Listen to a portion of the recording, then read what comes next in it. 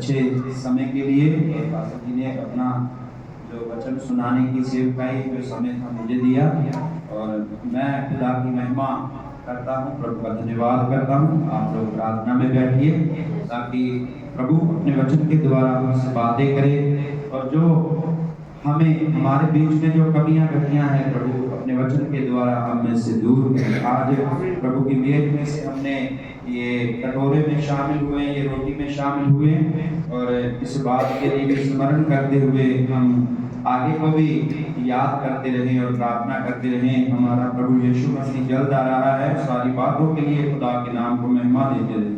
Hallelujah.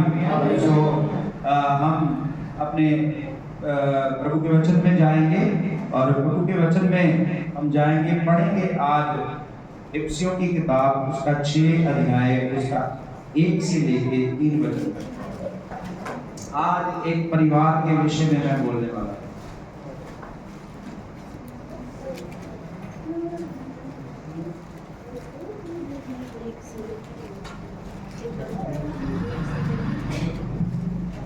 हे बालकों, प्रभु में अपने माता पिता के आज्ञाकारी बनो, क्योंकि यह उचित है। अपनी माता और पिता का आदर कर, यह पहली आज्ञा है, जिसके साथ प्रतिज्ञा भी है कि तेरा भला हो और तू धरती पर बहुत दिन जीवित रहे। बस आइए प्रार्थना करें, अपने स्वर को प्रभु के आगे झुकाएं, हमारी आंखों को बंद करें। ऐ हमारे स्वर्गीय पिता परमेश्वर, आपका जो सच्चा और जीवित वचन है प्रभु खुदा, इसको हमें खोल के समझाइए। पवित्र आत्मा जी, आप सहायता करिए, अगुवाई करिए। हम सब नौजवान, बुजुर्ग, भाई बहन, बच्चे सब अपनी तैयारी को प्रभु पूरा कर सके यीशु मसीह के दोबारा आने तक। खुदा, जो आने वाली जनरेशन है वो भी अपनी तैयारी कर सके, वो भी तेरे आगे अपने घुटने टेक सके। हमें अपनी बातों का प्रकाशन दे पिता, हमें अपनी बातों को सीखने सिखाने के लिए तेरे रूह बाग के अभिषेक दे, उसका मसा दे, ताकि हम समझे, सुने, सीखे और लौट आए, तेरी ओर आए। खुदा धन्यवाद करते हैं, बड़ी बरकत दे। जो वचन को चुराने वाली है शैतान की आत्मा, यीशु मसीह के नाम से बांध दे। और यहाँ पे स्वर्गदूत जो सेवकाई करने वाले हैं पिता, तेरी ओर से यीशु मसीह के नाम से नियुक्त हो जाएं। सारी महिमा आपको मिले। धन्यवाद करते हैं, ये विनती को यीशु मसीह के नाम से मांगते हैं, आमीन। हालेलुया। हमने आज पढ़ा है, काफी बार ये वचन को पढ़ा गया है। जब हम ज्यादा बर्थडे पे जाते हैं किसी के घर में तो ये वचन पढ़ते हैं, और पढ़ के हम बालकों के लिए, नौजवानों के लिए ये संदेश देते हैं, और प्रभु के दास अच्छे से इस वचन में से सिखाते हैं सबको, और सीखना भी चाहिए। हालेलुया।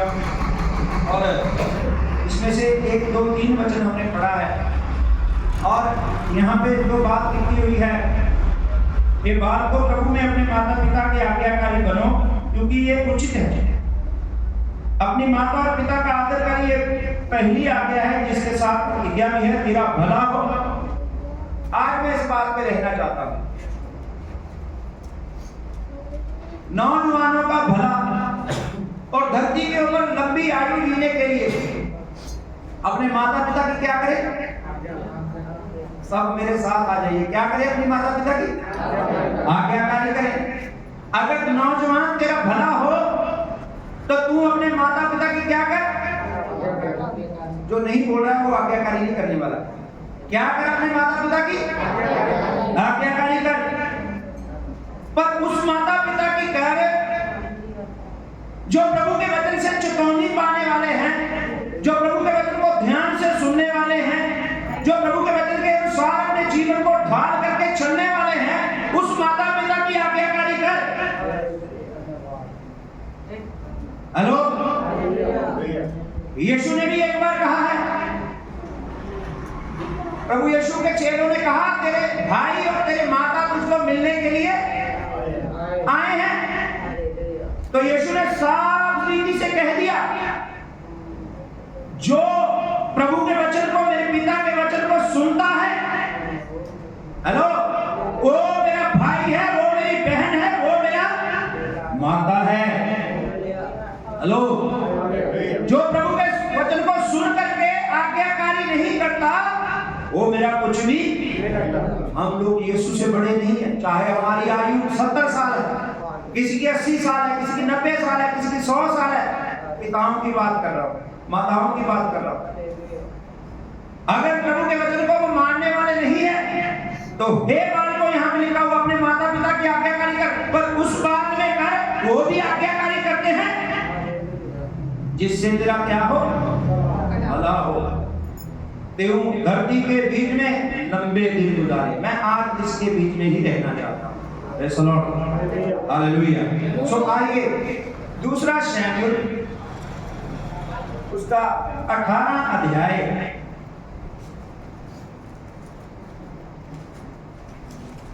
दूसरा शमूएल 18 अध्याय और उसका 1 वचन से लेके, कृपया कोई भी आप 3 वचन तक पढ़िए। दूसरा शमूएल 18 अध्याय 1 से लेके। तब दाऊद ने अपने संग के लोगों की गिनती ली और उन पर शतपति और शतपति ठहराए। फिर दाऊद ने लोगों की 1/3 जोआब के और 1/3 सुरुआ के पुत्र जोआब के भाई अभिषेक के और 1/3 गद्दी इत्ते के अधिकार में करके युद्ध में भेज दिया। फिर राजा ने लोगों से कहा, मैं भी अवश्य तुम्हारे साथ चलूंगा। लोगों ने कहा, तू जाने ना पाएगा, क्योंकि चाहे हम भाग जाएं तो भी वह हमारी चिंता ना करेंगे, वह चाहे हम में से आधे मारे भी जाए तो भी वह हमारी चिंता ना करेंगे, परंतु तू हमारे सरीखे 10,000 पुरुषों के बराबर है। इसलिए अच्छा ये है कि तू नगर में से हमारी सहायता करने को तैयार है। बस रुकिए यहाँ। आज ये विषय हमारे बीच में पढ़ा गया है। दाऊद और दाऊद की प्रजा के लोग ये एक युद्ध करने के लिए जा रहे हैं और गिनती के साथ जा रहे हैं। 100-100, 1000-1000 ऐसे करके दाऊद ने चुना और ये युद्ध करने के लिए जा रहे हैं। और युद्ध भी किसके साथ करने के लिए जा रहे हैं? खुद एक दाऊद के पुत्र के साथ। ये एक दाऊद का बेटा है अबशालोम, इसके साथ ये युद्ध करने के लिए जा रहे हैं। आप सोचते होंगे राजा दाऊद है, उसका ये बेटा है और खुद दाऊद अपने बेटे के लिए लोगों को भेज रहा है युद्ध करने के लिए। ये कैसी बात है? इसके पीछे एक बात है, इसके पीछे एक राज है। दाऊद अपने लोगों को भेज रहा है। ये जो अबशालोम है, ये दाऊद का एक बेटा है और दाऊद अपने लोगों को भेज रहा है इसे युद्ध करने के लिए कि इसको मार दे। क्या करते? इसको मार दे। और जब हम इसका 5 वचन पढ़ते हैं तो वहां पे एक दाऊद एक बात कह रहा है, जब तुम वहां पे जाओ तो अबशालोम के ऊपर क्या करना? कृपा दृष्टि करना, कोमलता दिखाना, उसको मारना नहीं। और ये जो अबशालोम है, ये खुद अपने पिता से ही विद्रोह कर दिया। एक रणनीति बना के अपने पिता की राजगद्दी देने के लिए चल पड़ा। एक अलग ही लोगों की झुंडी बना करके चल पड़ा अपने पिता की राजगद्दी के लिए। तो ये तो राजद्रोही हुआ और ये अपने पिता की राजगद्दी लेने के लिए राजद्रोह बन के और ये अपने पिता के खिलाफ हो गया और लोगों ने कहा कि हम इसको मार डालेंगे। पर दाऊद इधर कह रहा है, मेरे पुत्र के ऊपर क्या करना? दया दृष्टि करना, कोमलता करना, दया दिखाना। इसे मैं यहां पे एक बात पूछना चाहता हूं, क्यों दाऊद कह रहा है इसके ऊपर कृपा दृष्टि रखना और कोमलता दिखाना। क्यों अपने पुत्र के लिए ये बात कह रहा है? क्यों? राजद्रोही का मतलब है कि उसको बाद में अगर राजद्रोही हुआ तो उसको नाश कर देगा। दाऊद ऐसा बंदा है, क्योंकि परमेश्वर ने अपने मन के अनुसार चुना हुआ ये बंदा। क्यों दाऊद ये कह रहा है मेरे बेटे को कृपा दृष्टि रखना, इसके ऊपर कोमलता दिखाना, इसको मारना मत? क्यों? हेलो? और ये अबशालोम अपने पिता के खिलाफ क्यों हो गया? इसको मारने के लिए क्यों लोग आ खड़े हुए? आज हमने ये वचन पढ़ा है अफसियों की किताब में, अपने माता पिता की क्या करना, इसके साथ एक प्रतिज्ञा भी दी हुई है कि तेरा भला होगा और तू बहुत दिन धरती के ऊपर क्या करेगा। पर यहाँ पे तो अपने खुद ही पिता अपने लोगों को भेजा है मरवाने के लिए अपने बेटे। हेलो? पहले मैं ये अबशालोम के बारे में बताना चाहता हूं, ये ऐसे क्यों हो गया। थोड़ा सा पीछे जाते हैं, यही पुस्तक है दूसरा शमूएल,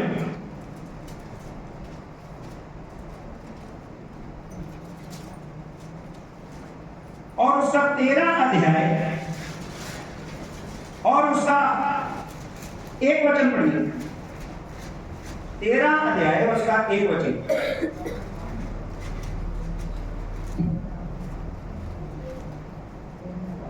मिला कि नहीं? दूसरा शमूएल 13 अध्याय और उसका 1 वचन। तमार नामक एक सुंदरी जो दाऊद के पुत्र अबशालोम की बहन थी, दाऊद के पुत्र अबशालोम की क्या थी? ये एक बहन थी। हाँ, आगे बढ़िए। उस पर दाऊद का पुत्र अम्नोन मोहित हुआ।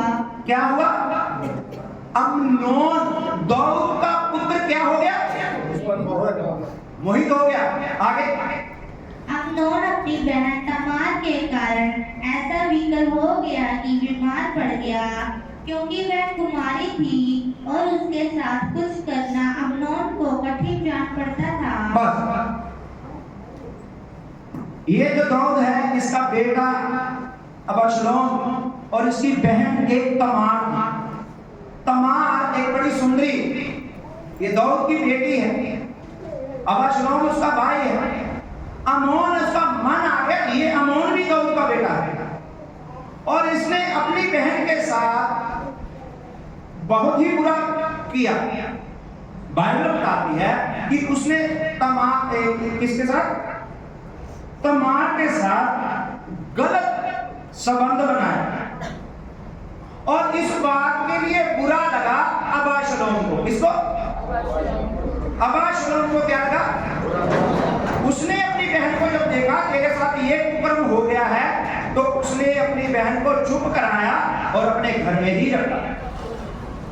जब अपने घर में रखा तो उसको दाऊद को नहीं पता लगने दिया, किसी और को नहीं पता लगने दिया। तो ये अबशालोम ने अपने घर में रखा, और दाऊद के पुत्रों को कुछ दिनों के बाद, कुछ महीनों के बाद अपने घर में कुछ खाने पीने के लिए बुलाया। क्या किया जी?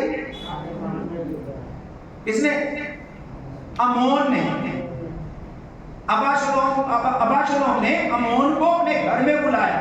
अमोन के मन में सी बात निकल गई कि मैंने इसकी बहन से गलत किया है, और सबके मन से निकल गई, पर अभी तक अबशालोम के मन में अपनी बहन के प्रति ये बात। और जब इसने बुलाया और अमोन इसके घर में आ गया, और क्या किया अबशालोम ने? इस अमोन को चढ़ करके घात कर दिया। क्यों घात किया? क्योंकि इसकी बहन के साथ इसने क्या किया? कुकर्म किया। और जब अबशालोम ने उसको घात किया अमोन को, तो अबशालोम के पीछे दाऊद जो खड़ा है, दाऊद बड़ा दुखी हुआ, और अबशालोम कह रहा मेरा पिता मुझे क्या कर देगा अभी? बोलिए क्या सोचता होगा वो? मुझे मार देगा। और ये घर से भागा,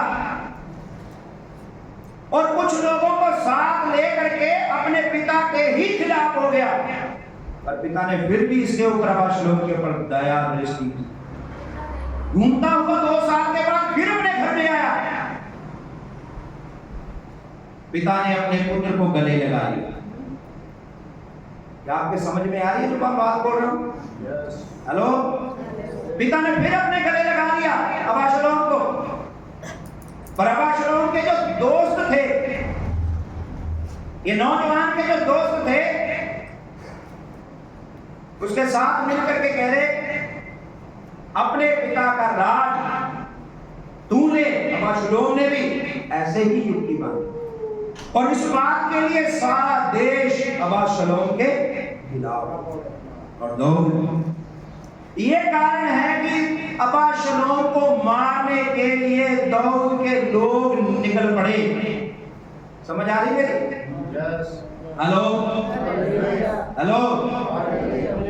और दाऊद ने अपने पुत्र के ऊपर कोमलता क्यों दिखा रहा है? मैं इस बात पे हूं, क्यों कोमलता दिखा रहा है अपने पुत्र के ऊपर? आप बोल सकते हैं? अपने बेटे के ऊपर ये बड़ी दया दृष्टि दिखा रहा है, कोमलता दिखा रहा है, क्या पुत्र करके कि मेरा बेटा इसलिए? कोई तो बोलिए। नहीं, आइए उस बात को भी देखते हैं, क्यों ये कोमलता दिखा रहा है अपने बेटे के लिए। यही 2 शमूएल 12 अध्याय और उसका 10 वचन से लेके पढ़िए। इसीलिए हाँ। अब तलवार तेरे घर से कभी दूर ना होगी, हाँ। क्योंकि तूने मुझे तुच्छ जानकर हित्ती उरिया की पत्नी को अपनी पत्नी कर लिया है। आगे यहोवा यूं कहता है, सुन, मैं तेरे घर में से विपत्ति उठाकर तुझ पर डालूंगा। उसको सही से पढ़ो। क्या? तेरे घर में से विपत्ति उठाकर तुझ पर। समझ आई? यहोवा यूं कहता है, सुन, मैं तेरे घर में से विपत्ति उठाकर तुझ पर। ये विपत्ति कहां से आ रही है? ये दाऊद ने एक बार ऐसे करके पाप किया है। मैं खड़ा होकर यहां बोल कर रहा हूं, दाऊद ने पाप किया, पर दाऊद परमेश्वर के मन के अनुसार एक व्यक्ति है। बड़े ही प्रार्थना के साथ हमें ये बात को समझना पड़ेगा। दाऊद अपने बेटे को मरवाने के लिए ये लोग जा रहे हैं, पर दाऊद कहता मेरे बेटे के ऊपर कृपा करना, कोमलता दिखाना। क्यों? क्योंकि खुद दाऊद ने भी एक बार गलती नहीं, पाप किया है, अंदर गलती फील कर रहा है। ये सब कुछ जो भी हो रहा है किसके कारण हो रहा है? सारा इस्राएल यहूदी मेरे ही कारण हो रहा है। मेरे ही कारण अमोन ने तमार के साथ गलत किया। मेरे ही कारण अब तलवार जो है अबशालोम के ऊपर क्या कर रही है? अबशालोम के ऊपर तलवार कैसे आ गई? दाऊद बड़ा हृदय में बड़ा ही एक नम्र इंसान है, पर जब उसने हित्ती उरिया को मरवाया, जब उसने हित्ती उरिया को कत्ल करवाया, तो उसके दिल में थोड़ा भी कोमलता नहीं। हेलो, थोड़ी भी कोमलता ना रही। मैं 1-2 वचन यहां पे पढ़ना चाहता हूं, उत्पत्ति की किताब और उसका 6 अध्याय समझने के लिए 6 अध्याय उसका 5 वचन कोई भी पढ़िए, ध्यान से पढ़िए, कोई भी 6 अध्याय उसका 5 वचन।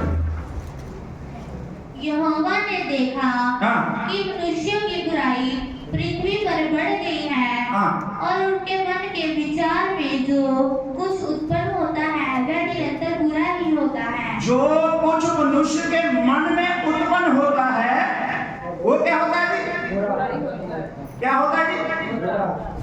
ये दाऊद बड़ा मन का एक नम्र, एक बड़ा अच्छा, प्रभु के मन के अनुसार, पर बाइबल कहती है कि जो कुछ मनुष्य के मन में उत्पन्न होता है वो क्या होता है? बुरा। ये मुझे और आपको और जो ऑनलाइन सुन रहे हैं उनको सुनने के लिए, कानों के लिए ये वचन अच्छा, ये वचन अच्छा, ये वचन सुनने के लिए अच्छा नहीं लगेगा। ना प्रभु में जो आए हैं, ना उनको जो प्रभु के बीच में नहीं है। जो कुछ मनुष्य के मन में उत्पन्न होता है वो बुरा ही, जिर्मिया की किताब में भी लिखा हुआ है, मन तो सब चीजों से अधिक धोखा देने वाला होता। हेलो हेलो, ये राजा दाऊद अपने पुत्र के विषय में अभी कह रहा है, इस अपने यहूदी लोगों से, इस्राएल अलग है और ये यहूदी अलग है, और ये कह रहा है मेरे पुत्र के ऊपर कोमलता दिखाना, मेरे पुत्र के ऊपर कृपा करना। क्यों? क्योंकि मन में सोच रहा है गलती किसका है, किसकी पाप है, किसने ये गलत किया है, किसके कारण आज तलवार मेरे घर के ऊपर लटक रही है। क्योंकि नतान नबी ने परमेश्वर का वचन सुन करके दाऊद को आके बताया, तेरे घर में तलवार भी। नौजवान मेरे भाई, मेरे बहन, अगर तू सुन रहा है तो आज ही मन फिरा ले, आज ही पश्चाताप कर। एक बाइबल में इंसान है, उसका नाम है, जिसको हम कहते हैं औड़ाऊ पुत्र। जब वो सूरों का खाना खाना पड़ा, उसने कहा मैंने अपने पिता के विरोध में भी क्या किया है, और अपने परमेश्वर के विरोध में भी क्या किया, पाप किया है। वो लौट के घर को आ गया, पर ये जो अबशालोम है ये लौट करके मौका ही नहीं मिला।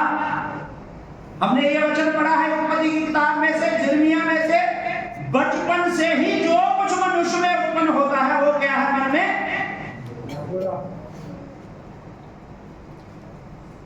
कौन आपकी आंखों को जो खुली हुई है उनको बंद करने वाला है? कौन आपको बुराई की तरफ मोड़ने वाला है?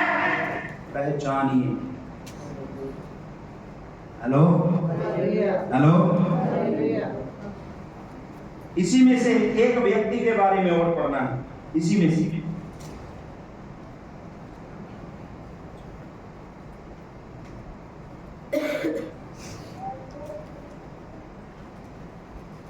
3 वचन पढ़िए, ये 13 अध्याय उसका 3 वचन। हाँ, दूसरा सैमुएल उसी में है। 13 अध्याय उसका 3 वचन पढ़िए कोई। अम्नोन में योनादाब नामक एक मित्र था, जो दाऊद के भाई शीमा का बेटा था। हाँ। और वह बड़ा चतुर था। बस यहाँ पे मैंने 3 वचन पढ़ा है। दूसरा सैमुएल 13 अध्याय उसका 3 वचन। अम्मोन के जोनादाब नामक एक मित्र था। क्या था जी वो? एक दोस्त, एक फ्रेंड, एक सहेली, मित्र था। ये दाऊद के भाइयों में से एक भाई का बेटा है। क्या है उसका नाम? जोनादाब। और ये अपने दोस्त को एक सलाह दे रहा है, कह रहा है तू इतना दुखी क्यों पड़ा हुआ है, इतना निराश क्यों है, इतना आजकल परेशान क्यों रहने लगा है, आजकल तेरा दिल भी नहीं लगता है दोस्तों के बीच में, सहेलियों के बीच में। सहेलियां इसलिए बोल रहा हूं, बहनों की भी बात कर रहा हूं। तेरा मन नहीं लग रहा है, कब जो तू पहले जैसा था आजकल नहीं दिखाई दे रहा है। ये जोनादाब कह रहा है अपने दोस्त अमोन को। और अमोन कह रहा है मेरा दिल एक किसी के ऊपर आ गया। और इसके विषय में लिखा हुआ जोनादाब के बारे में, ये बड़ा ही इसका मित्र जो था, बड़ा ही क्या था, क्या था भाई? इधर ध्यान दीजिए, ये बात के ऊपर ध्यान देने की जरूरत है। ये बड़ा ही चतुर था। मुझे और आपको चतुर होना चाहिए, पर ऐसे चतुर नहीं होना चाहिए कि इसकी बहन के खिलाफ भी इसको कुछ युक्ति बता रहा है।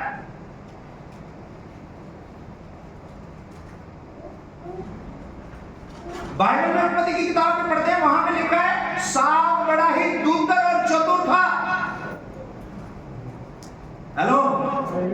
आपकी मित्र कौन है? आपकी सहेलियां कौन है? आपको काम पे बात करने वाला कौन है? कहीं ज्यादा चतुर इंसान तो नहीं? जब इसको हम आगे पढ़ते हैं तो वहां पे लिखा है कि यही जोनादाब ने अपने मित्र को एक ऐसी सलाह दी जिसके कारण खुद जोना अमोन एक फंदे में फंस गया। आपके मित्र कौन है? अगर प्रभु में हैं तो उनको पहचानिए। कहीं वो बाइबल के अनुसार चल रहे हैं? क्या बाइबल के अनुसार है? आप मित्र बनाइए, अच्छी बात है। आप मित्र बनाइए, आप सहेलियां बनाइए, अच्छी बात है, बनाइए, उनके साथ बैठिए, बात करिए। पर जिनसे आप सलाह ले रहे हैं, क्या सलाह लेकर के वो अच्छी है या बुरी है? ये इसके मित्र ने ही इसके लिए फंदा लगा दिया। किसके लिए? अमोन के लिए। अमोन के लिए इसने फंदा लगा दिया। मेरी बात समझ रहे कि नहीं? मैं क्या बोल रहा हूं? हेलो, क्या समझ में आ रही है? आज ये विषय मुझे सुबह से ये एक दो वचन मुझे मिला। मैंने सोचा कि अगर मेरा समय होगा तो मैं ये जरूर आपके साथ शेयर करूंगा। दो पुत्र दौड़ के मर गए। आपके मित्र कौन है? आप पहचानिए। हेलो, आपका मित्र कौन है? आप पहचानिए। आपका दोस्त कौन है? आप पहचानिए। आप जहां स्कूल में पढ़ते हैं, आप वहां पे देखिए आपको कैसी राय दी जाती है, आपका मित्र कैसा है। यहाँ पे इस बंदे ने अपने ही मित्र को घात होने के लिए नहीं, पर इसको एक ऐसी सलाह दी जो अब इसके मन को बड़ी अच्छी लगी, बड़ी इसको अच्छी लगी और सुंदर लगी। और क्या कह रहा है? अपने पिता दाऊद से कहना तू बीमार पड़ जा।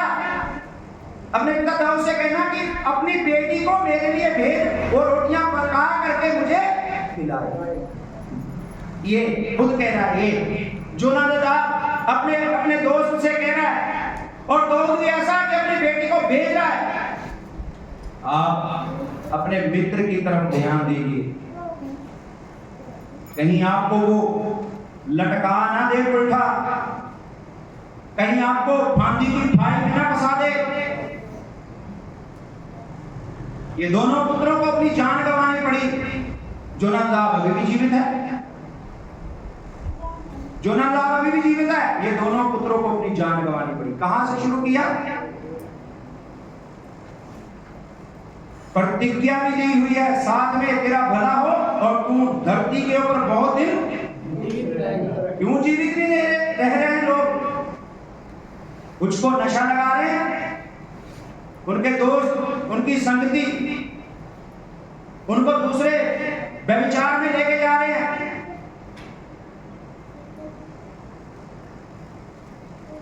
और उनको व्यभिचार में लेके जा करके उनको प्रभु से दूर कर रहे हैं। पिछले दिनों में यहाँ पे पास्टर जी खड़े होकर बोल रहे थे, वो इंग्लैंड से कनाडा से आए हैं, वहां पे नौजवान लोग संगति नहीं करते। उन्होंने बोला मैं तो कभी गया नहीं कनाडा, ना कभी इंग्लैंड गया। आप लोग पंजाब में हैं, आप लोग भारत में हैं, आप लोग संगति करने वाले हैं। हेलो, आप लोग संगति करने वाले हैं, आप लोग प्रभु के वचन को सुनने वाले हैं। अगर सुनने, समझने, सीखने वाले हैं तो आप धन्य हैं।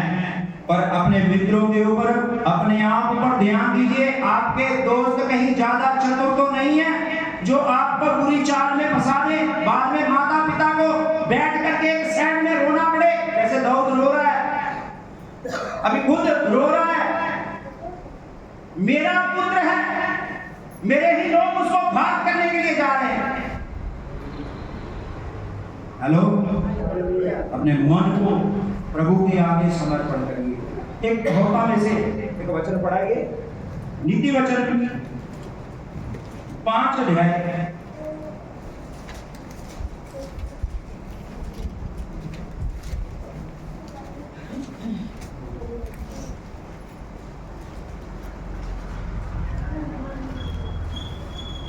सॉरी, पहले एक अध्याय पढ़ना, एक अध्याय उसका 10 वचन पढ़िए कोई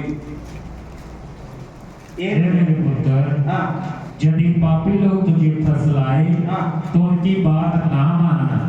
जवान भाई बहन, यदि पापी लोग कैसे पता चलेगा? उनके कामों से, उनके अंदर काम क्या है उनसे पता लग जाएगा। पापी लोग यदि तुझे फसलाएं तो क्या ना करना, उनकी बात। मैंने उत्पत्ति में से एक वचन भी पढ़ा, पर जो कुछ मन में उत्पन्न होता है बचपन से ही वो क्या होता है, ये वचन को नहीं लेंगे, अच्छे वचनों को रोज लेंगे। सुबह सुबह मोबाइल फोन खोलेंगे, नौजवान बेटे भाई बहन, मैं भी खोलता हूं, आप भी खोलते, पर क्या करेंगे? चलते चलते फोन खोलते अच्छा वचन कोई भी आ गया, उसने भी डाल दिया। मैंने उसमें से देखा, उसने भी डाल दिया, उसने देखा, उसने भी डाल दिया। क्यों? क्योंकि जब वो स्नैपचैट चला रहे हैं, जब व्हाट्सएप चला रहे हैं, कुछ भी चला रहे हैं, उसमें से कोई भी अच्छा वचन आया, चलो मैं भी डाल ही देता। मैंने एक दिन ये फोटो वचन की, एक फोटो मैंने लगभग 10-15 लोगों के फोन में देखी है, जो मेरे ग्रुप में जो स्टेटस में आती है। तो मैंने उनको मना किया, तेरे मन में क्या प्रभु ने डाला सुबह सुबह, वो तू लिख के डाल। बाइबल क्या कहती है उसको लिख के डाल। यहां पे लिखा है, यदि तुझे पापी लोग फुसलाएं तो तू उनकी बात ना मानना। पर मैंने बीच को वचन में भी रखा, कुछ लोग बाइबल नहीं पढ़ते, कुछ लोग वचन को नहीं पढ़ते, सुबह प्रभु के आगे घुटने नहीं देखते, अपने मन के विचारों के अनुसार आगे बढ़ते हैं। मैं ये कहना चाहता हूं, आप नौजवान भाई बहन, आपका भला हो और आप धरती के ऊपर लंबे दिन गुजारें। Hallelujah, hallelujah. यहोशू के समय में आगे की जो किताब आती है उसका नाम न्यायों है। यहोशू के आगे कौन सी किताब आती भाई? और न्याय क्यों आ गया? क्योंकि यहोशू तक तो लोगों ने सीखा, प्रभु की चेतावनियों को सीखा, शिक्षा को लिया, शिक्षा की बात हो रही थी, शिक्षा को सुना, सीखा, लिया मूसा की शिक्षा को। पर यहोशू से आगे लोगों ने अपने कानों को क्या कर दिया? नहीं, आगे लोगों ने अपने कानों को बंद कर दिया। नौजवानों ने, आगे की पीढ़ी ने वचनों को सुनना बंद कर दिया, शिक्षा लेनी बंद कर दी, और क्या आने लगा उनके ऊपर? न्याय। मैं नहीं चाहता हूं मेरे आपके ऊपर न्याय आए, मैं नहीं चाहता हूं, पर प्रभु का जो वचन यथार्थ है वो सच्चा है।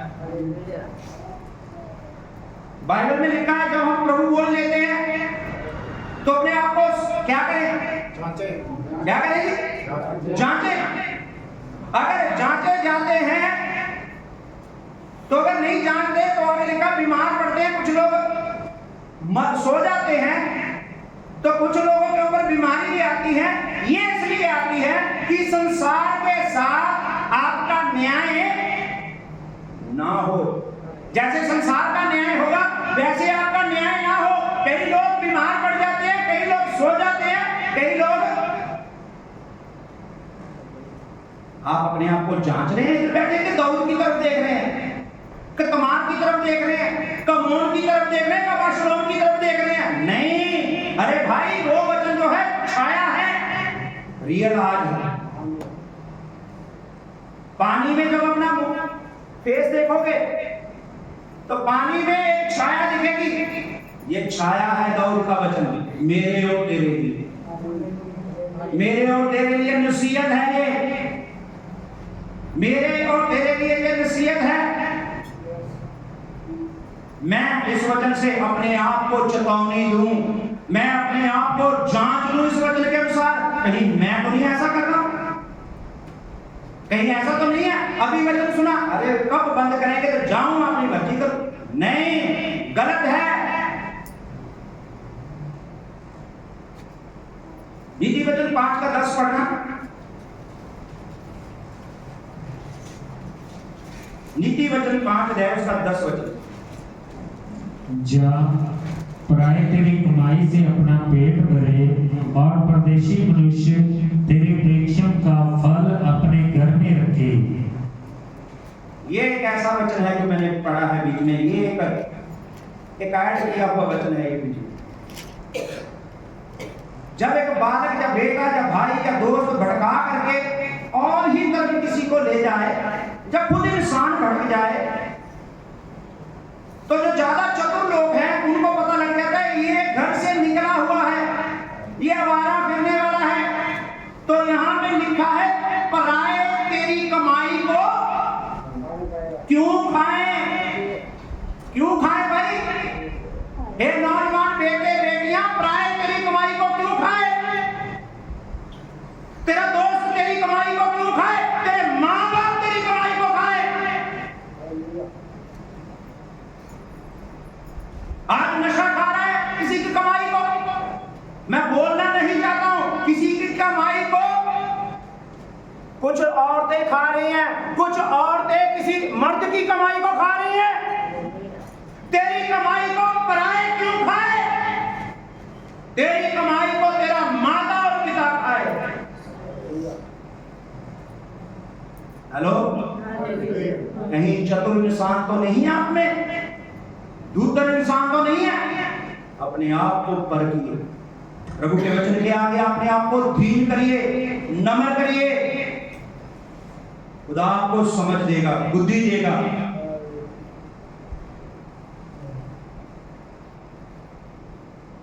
चार अध्याय उसका 10 वचन पढ़िए, यही नीति वचन 4 अध्याय उसका 10 वचन। हे मेरे पुत्र, मेरी बातें सुनकर ग्रहण कर। एक मिनट, हाँ, हम पुत्र पे हैं, पिता और पुत्र और दोस्त पे हो। हे मेरे पुत्र, हाँ, मेरी बातें सुनकर ग्रहण कर। मेरी बातें सुनकर ग्रहण कर ले, तब तू बहुत वर्ष जीवित रहेगा। तब तू बहुत वर्ष तक जीवित रहेगा। पिता कह रहा है, एक बाप अपने बेटे से कह रहा है, हे पुत्र, मेरी बातें तू ग्रहण कर ले, तू बहुत वर्ष तक जीवित रहेगा। हालेलुया। कौन आज नौजवान भाई बहन अपने हृदय को प्रभु के आगे नम्र करे? बाइबल कहती है मन फिराओ और लौट आओ, ताकि तुम्हारे पाप, चाहे वो किरमिची रंग के भी हो, चाहे वो लाल हो, वो पाप क्या हो जाएंगे? क्या हो जाएंगे जी? बर्फ जैसे श्वेत हो जाएंगे, ऊन जैसे श्वेत हो जाएंगे। चाहे तेरे पाप लाल रंग के हो। दाऊद के पाप लाल रंग के थे, परमेश्वर ने उन पापों को क्या किया? बोलिए, परमेश्वर ने उन पापों को क्षमा कर दिया और दाऊद ने तौबा कर ली। ज़बूर 51 में लिखा है, मैं अपने पापों को जानता हूं, मेरे पाप निरंतर मेरी दृष्टि में रहते हैं। अरे भाई, मैं दाऊद की बातों को तो पढ़ रहा हूं, अपने आप को भी कभी पढ़ लूं, अपने आप को भी कभी जान लूं। आइए अपने आंखों को बंद करें, हम प्रार्थना करें। हम 2 मिनट के लिए प्रार्थना करें। आप अपने मन में अगर कुछ बातें बोलना चाहते हैं, प्रभु को बोलिए। आपने वचन सुन लिया, माता पिता, भाई बहन, आपके दोस्त, अपनी आंखों को बंद करें। हालेलुया। स्वर्गीय पिता परमेश्वर, आपके वचन में से आगे पढ़ा गया, हमारे बीच में ये वचन रखा गया। हे बालकों, अपने माता पिता की आज्ञाकारी करो और उनके साथ प्रतिज्ञा दी गई है, वायदा किया गया है तेरे साथ मेरे भाई मेरी बहन, कि तू धरती के ऊपर बहुत दिन जीवित रहेगा और तेरा भला होगा। अपने आप को जांच ले, ऐ मेरी बेटी, ऐ मेरे बेटे, अपने आप को जांच ले कि तेरा भला क्यों नहीं हो रहा है। तेरी कमाई को पराए खा रहे हैं, क्योंकि वो बड़े चतुर हैं, बड़े धूर्त हैं। बाइबल में लिखा है सांप बड़ा चतुर था, सांप बड़ा धूर्त था। Hallelujah, hallelujah, hallelujah. जरूरी लौट आने से, माफी मांगने से हमारे पाप मिटाए जाएंगे, चाहे वो लाल किरमिची रंग के हो। आइए प्रभु से क्षमा मांगिए। प्रभु आपके वचन में से पढ़ा है, हे मेरे पुत्र, तू मेरी बातों को ग्रहण कर ले जिससे तू बहुत वर्ष तक जीवित रहे। खुदा तेरा धन्यवाद करते हैं, बड़ी बरकत है प्रभु अपने बच्चों को, लोगों को, बेटे बेटियों को, खुदावंद जो ऑनलाइन सुन रहे हैं प्रभु उनके ऊपर भी दया, खुदावंद बड़ी आशीष दे, बरकत दे। और जो दुष्ट आत्मा जो चलाने वाली है नौजवानों को यीशु मसीह के नाम से जाने पाए और ये वचन अधिकार के साथ अपने दिल में ही ग्रहण कर पाए, ताकि ये प्रभु हस्त पुष्ट हो जाए, ये चंगे हो जाए, इनका भला हो जाए प्रभु, इनके परिवार में खुशहाली आ जाए, ये तरक्की पाए, ये तेरे वचन में बढ़ जाए, इनके ऊपर न्याय ना आए। धन्यवाद करते हैं, सारा आदर, सारी महिमा, सारा इज्जत, सारी गौरव प्रभु यीशु आपको देते हैं, क्योंकि तू हमारे पापों के लिए मारा गया, गाड़ा गया, मुर्दों में से जी उठा। धन्यवाद देते हैं, आगे के समय को भी आपके जोर हाथों में सौंप देते हैं। ये विनती को यीशु के नाम से मांगते हैं, आमीन। प्रभु बरकत दे, आशीष दे। जय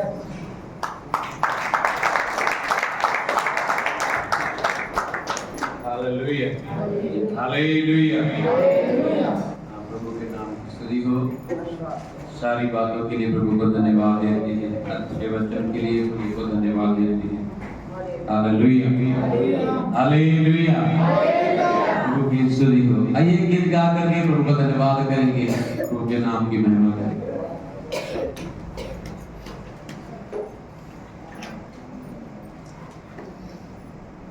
उठो जागो करो तैयारी,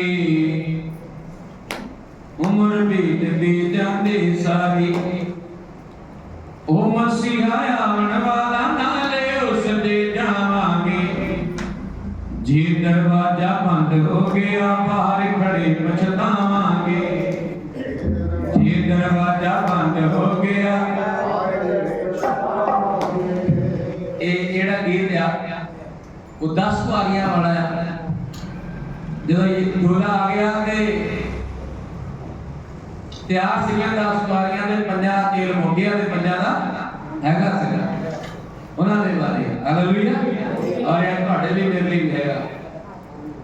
हाय उठो जागो करो तैयारी, उम्र बीतदी जांदी सारी। उठो जागो करो तैयारी, उम्र बीतदी। ओ मसीहा आवन वाला नाले उस दे जावांगे। ये दरवाजा बंद हो, बाहर खड़े पछतावांगे। ये दरवाजा बंद हो, ये दरवाजा बंद हो गया, बाहर खड़े। ये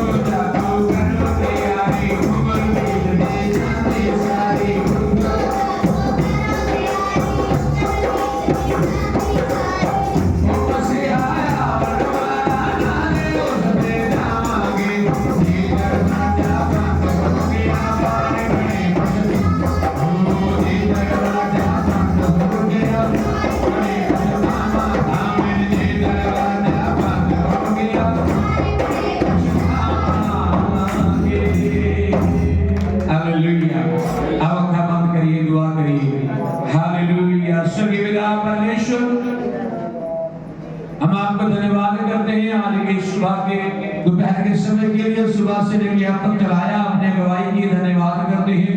आज गीतों में, प्रार्थना में, सारी बातों में अपने सहायता की थी। आज की मेज भी हमारे बीच में थी, पिता परमेश्वर हम सब उसमें शामिल हो पाए हैं। धन्यवाद करते हैं। तेरे बेटियां, बेटे, भाई बहन जितने यहाँ पे हैं सबको बड़ी आशीष और बरकत दे, सबको संभाल। तेरी मर्जी हम सबके जीवन में प्रभु यीशु नासरी के नाम से पूरी हो जाए। जो लोग बीमार लाचार आए हैं प्रभु यीशु के नाम से उनके शरीरों में से सब प्रकार की बीमारियों को डांटता हूँ यीशु नासरी के नाम से डांट देता हूँ। प्रभु तेरी दया, तेरी करुणा हो, तेरे हाथों में सौंपता हूँ और तुझ में आगे बढ़ने के लिए सबके ऊपर दया कर, आशीष बरकत दे। तेरे बच्चे दिन और रात तुझ में आगे बढ़ते जाएं, तेरी मर्जी पूरी हो, ये धन्यवाद देती है। जो आज नहीं आए उनके ऊपर भी दया कर, उनको भी आशीष बरकत दे और लगातार आने के लिए, संगति करने के लिए, सीखने के लिए, रोटी तोड़ने के लिए और लगातार प्रार्थना करने के लिए, एक मन होने के लिए और सीधे मन होने के लिए सबके ऊपर आत्मा का अभिषेक कर धन्यवाद करते हैं, बरकत दे। आज के वचन के लिए धन्यवाद करते हैं प्रभु जी। तेरे बंदे को बरकत और आशीष दे, सुनने वालों को सबको बरकत दे। तेरी महिमा हम सबके जीवन में पूरी हो प्रभु। धन्यवाद शरण आपको देते हैं और इस बात को नासरी यीशु के नाम से मांगते हैं, आमीन। आइए अपने जगह में खड़े हो जाएं और इस कोर्स को गाएंगे, सामने गले मिलते हुए एक दूसरे के, भाई भाई और बहन बहनें। जल्दी से हम प्रभु को धन्यवाद करेंगे। Hallelujah, hallelujah, hallelujah, hallelujah, hallelujah, hallelujah, hallelujah, hallelujah, hallelujah, hallelujah, hallelujah,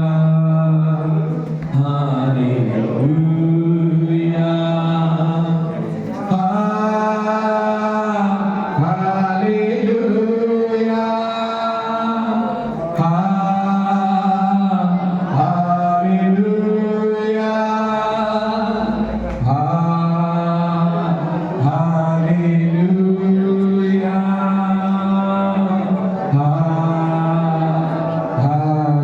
hallelujah, ओ hallelujah,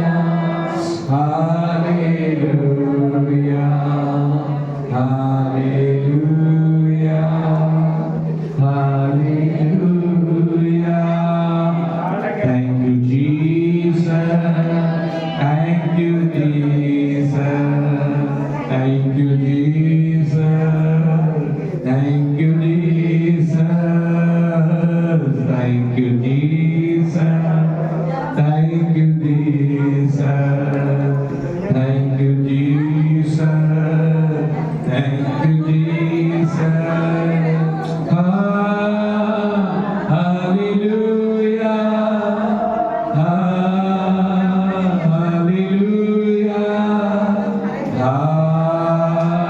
hallelujah, hallelujah, hallelujah, hallelujah, hallelujah, hallelujah, hallelujah,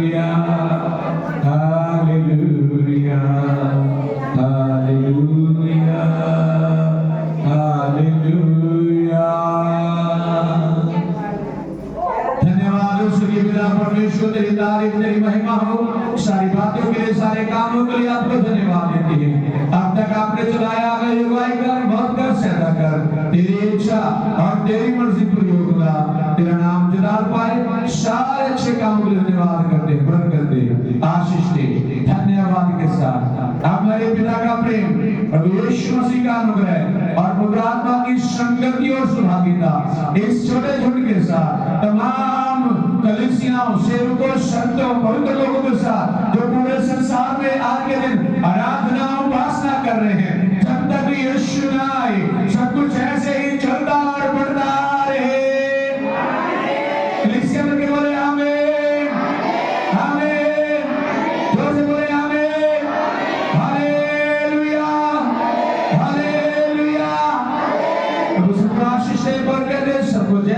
God bless you.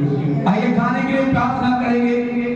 जिन जिन लोगों ने अपना योगदान पाया प्रभु तेरे चरणों में ले आते हैं, उन्हें आशीष दे, उन्हें बरकत दे यीशु के नाम से। उनके घरों में परिवारों में तेरी बरकत को मांगते हैं और खुदा किसी भी भली वस्तु की कमी घटी उनके घरों परिवारों में होने ना दे, तेरी मर्जी पूरी हो जाए। और प्रार्थना करता हूं नासरी यीशु के नाम से खाने को शुद्ध कर खुदा, बनाने वाले हाथों को बरकत दे, कमाने वाले हाथों को बरकत दे, जो खाएं वो तगड़े हो जाएं, उनमें से बीमारियां चली जाएं, क्योंकि खाने में यीशु का नाम नुस्खा देते हैं। बरकत दे खुदा, उन धन्यवाद करते आशीष दे जिन्होंने अपना हाथ बढ़ाया दिया, उन्हें हजारों हजारों गुना लौटा के दे, आपकी मर्जी पूरी हो जाए। धन्यवाद के साथ यीशु के नाम से आमीन। बोले आमीन। खुदा सबको बरकत दे, आशीष दे। God bless you, God with you. आमीन आमीन। हालेलुया।